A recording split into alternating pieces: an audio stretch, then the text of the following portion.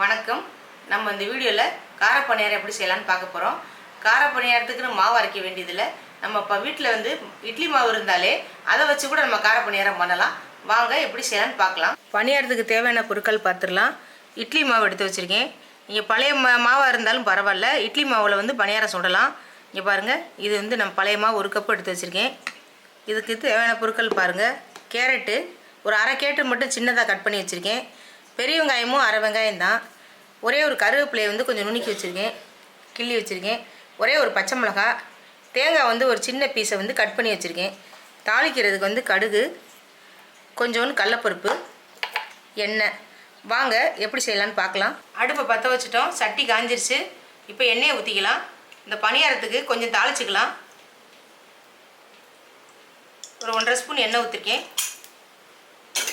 கடுகு கொஞ்சம் போட்டுக்கிறேன். கடுகு போட்டிருக்கேன், நல்லா கொஞ்சம் பொரியட்டும். பொரிஞ்சோடனே கடலப்பருப்பு போட்டுக்கலாம். நம்ம சேனலை சப்ஸ்கிரைப் பண்ணாதவங்க சப்ஸ்கிரைப் பண்ணிக்கோங்க.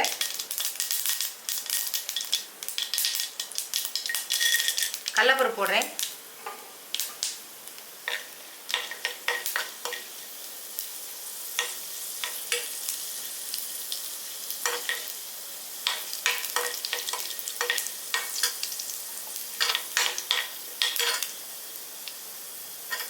வெங்காயத்தை போட்டுக்கலாம். பச்சை மிளகாய் போட்டுக்கலாம். கருவேப்பிலையை போட்டுக்கலாம். இந்த கேரட்டையும் போட்டுருங்க.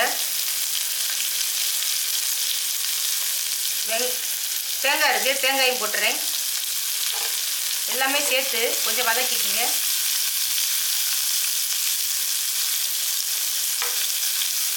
நம்ம சேனலை சப்ஸ்கிரைப் பண்ணாமல் பார்க்குறீங்க, நம்ம சேனலை எல்லோரும் சப்ஸ்கிரைப் பண்ணுங்கள்.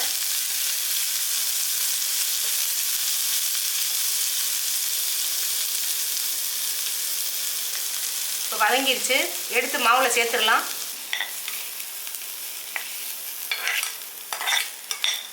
இந்த பணியாரம் ரொம்ப டேஸ்டியாக இருக்கும். மாவில் உப்பு இருக்கிறனால நான் உப்பு போடலை. உங்களுக்கு தேவைன்னா கொஞ்சோண்டு உப்பு போட்டுக்குங்க. இப்போ நம்ம தாளித்து கொட்டினதை நல்லா கிளறிக்கலாம். இந்த மாவில் கார பணியாரம் தான் சரியாக வரும். இனிப்பு ட்ரை பண்ணாதீங்க.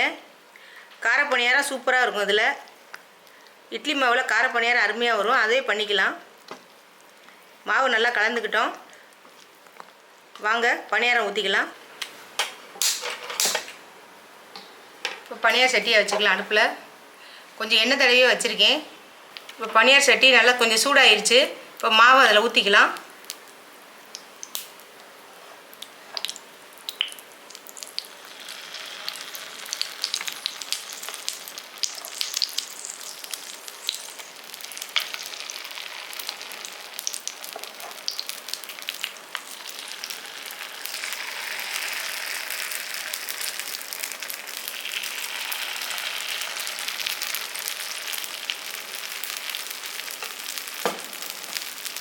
இப்போ கொஞ்சோண்டு எண்ணெய் விட்டுக்குங்க.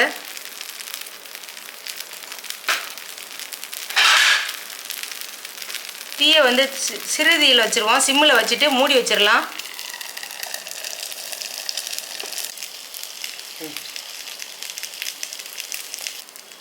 இப்போ நம்ம பணியாரத்தை திறந்து பார்க்கலாம். பாருங்கள், சூப்பராக பணியாரம் ரெடியாக இருக்குது. அப்படியே திருப்பி விடுங்க. ஒரு ஸ்டிக்கு இந்த மாதிரி வச்சுக்கோங்க. இந்த மாதிரி வச்சு திருப்பி விடுங்க.